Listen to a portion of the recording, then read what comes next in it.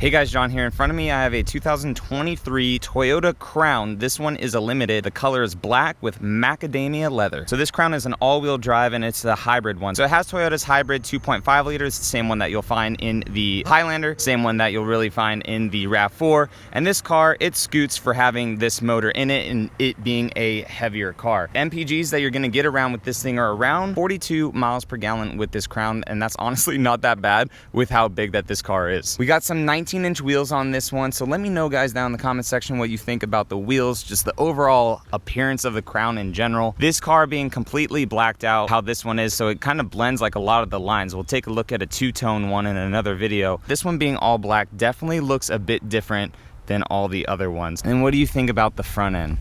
So very Toyota signature kind of down here, how they do with their grills. And you have a nice running light on both sides. This one has the quad LED projectors. Got your radar, it looks like right there in the center. And then we'll go ahead and go into the driver's side.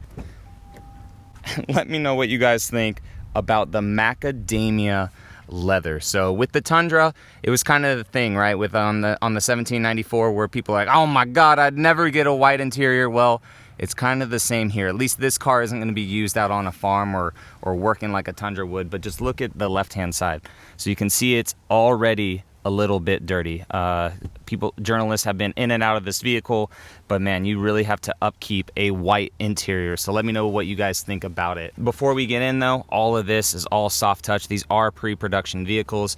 You have Crown embossed down here on the floor seal. Memory seats too on this limited trim. Your auto brights, and there's some switches up here, which is very unique. I haven't seen Toyota do that before. And then you also have some switches down here for both your trunk and the gas tank. We'll go ahead and just pop the trunk real quick before we get in, because this is gonna be my first time actually seeing it. So when I saw this car at Headquarters Confidential, kind of didn't know if it was a whole lift back or not, but it is just a normal trunk. So it's just a normal trunk, but it is a cavernous trunk. I mean, easily, I don't know, if you did golf bags this way, you could probably fit 3, 4. And then if you did them horizontal, maybe like 6. You could put a lot, and it's a 60-40 rear split too. So that's actually a really big trunk. Huge JBL speakers up top too that you could see.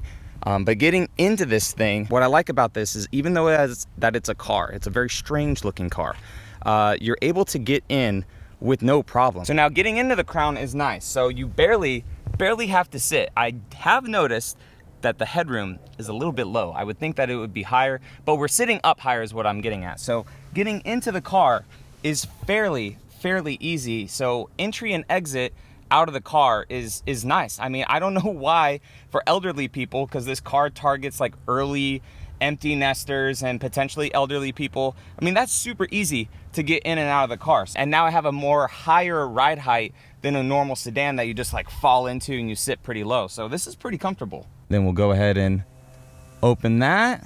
So it is a fixed panoramic roof. Well, holy smokes, that motor actually goes pretty quick. And then we'll close it back up. Nice and automatic, just one touch. Nice. So when looking at the gauge cluster, it's actually pretty cool because you can have 3 like customizable ones. So this is 1, go over to screen 2, 3, and what's also super cool about that is if you press and hold OK, you can change both the center to whatever you want it to be. It's kind of like your informational one, and then you can go over to the right, change this stuff in the middle of that too. That's more of your trip stuff, car information, or you could also go all the way over to the left and change this stuff as well. So you got your MPGs, your eco score, driving time ratio, all this stuff, compass. So it's very cool that you're able to customize that. And then it's also not only that, but it's 3 separate screens too. So you can have it nice and big too. And then, so you could have it nice and big like you saw on that screen, and then going into the settings and stuff. It's just a very cool intuitive screen. Then over here on the right hand side, we have a 12.3 inch, and this is Toyota's new multimedia screen. Very snappy, very responsive, a lot better than the outgoing one, and a lot of their 2023s are getting revamped to have this screen like the RAV4, the Highlander. So very nice to see this nice modern updated screen in these Toyotas, and it's so good. Pinch to zoom, we're in Franklin, Tennessee right now. So I mean, pinch to zoom, everything with it. The Hey Toyota commands work pretty well too.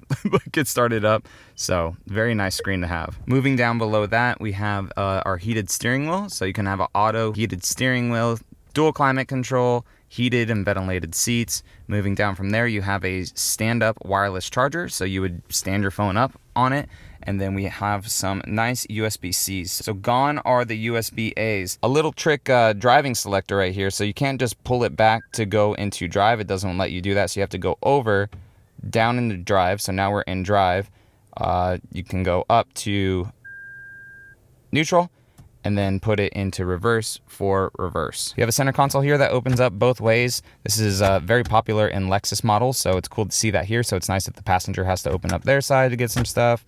You open up your side to get some things. Very, very cool. So a bunch of cool features. We will go ahead and go into the back seat. I have not changed the front seat, so we'll see with my driving position where I would sit.